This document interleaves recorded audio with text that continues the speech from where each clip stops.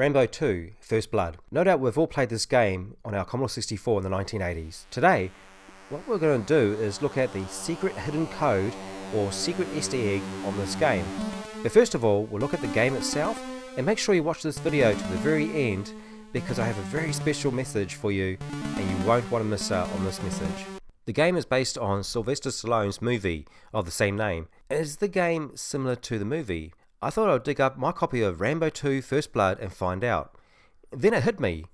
I've actually never seen the movie before. Where have I been? I have no idea. In the 1980s, I was more of a Schwarzenegger fan, so I actually watched all of his movies, but I never actually went on my way to watch any Sylvester Stallone movies. Crazy? Well, must be. So step one, I ended up having to watch the movie last night, and I enjoyed it no end. Classic Stallone action. I really enjoyed it. So now the movie is fresh in my mind. How well does the game follow the movie plot? The mission in the movie is the same as the game.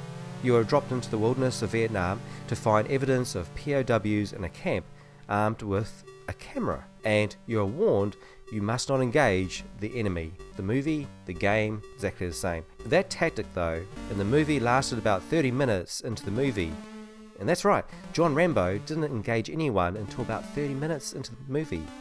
In the game, it takes less than a second, but we're grateful for that, aren't we? Imagine playing this game for 30 minutes and not actually seeing anyone. So after about 1 second, all hell breaks loose. You can collect a machine gun to the right of here, but I'm on a mission. I'm just going to find Barnes. Barnes was that first POW that Rambo finds. He's tied to a rack.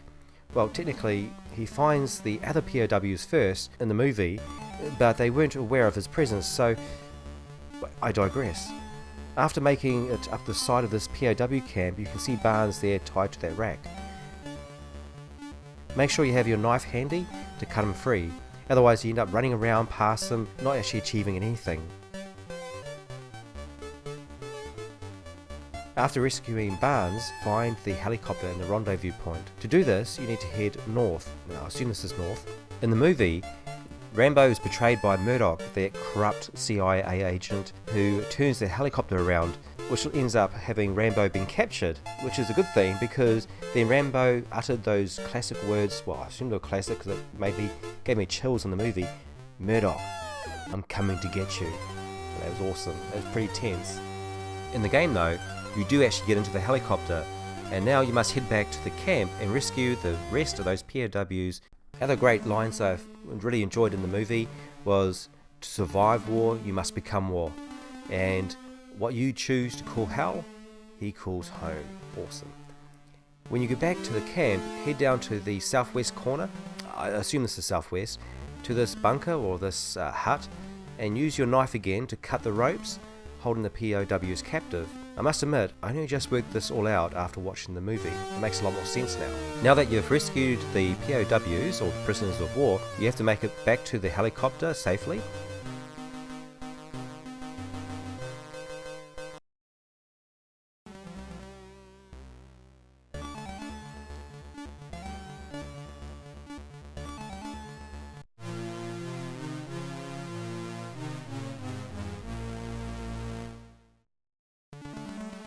I assume you need to travel north. Let's say you have to head up the country. In the movie, the Lieutenant Colonel Sergei Dostsky, I think his name was, aka the baddie, jumps into a helicopter gunship and hunts down Rambo. And that chase scene, that was pretty intense in the movie. And in the game, the same thing happens. You're pursued by a gunship, so you can either destroy that gunship or avoid it as much as you can and try and get to the landing zone alive and without running out of fuel as well.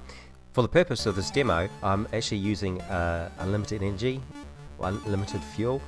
My goal is, of course, to play this game in full. I've never actually completed this complete stage or this complete level without the cheat mode activated. So my goal this year is to finally beat this game. It's a self-imposed challenge. The music in this game is brilliant. It is done by Martin Galway, who also did music for Whizball, Parallax and Arkanoid, just to name a few.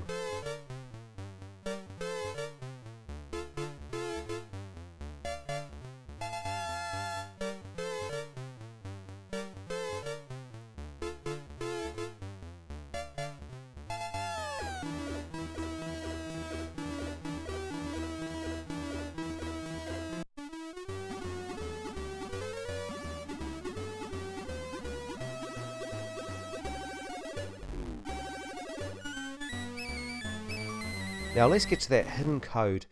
It's in the title screen. You may hear that Morse code. That is a real Morse code message. So when you decipher it, it is the names of the makers of this game. But as you notice, as these names are appearing on the screen, most of the names are misspelled.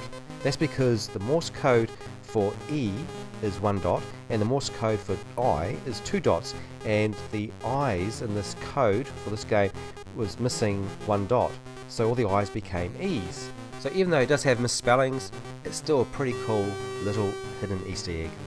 Also, when I was a kid, I used to hear that Morse code in the background. I thought that was just for sound effects, so it's really cool to see that it was actually the names of the makers of this game.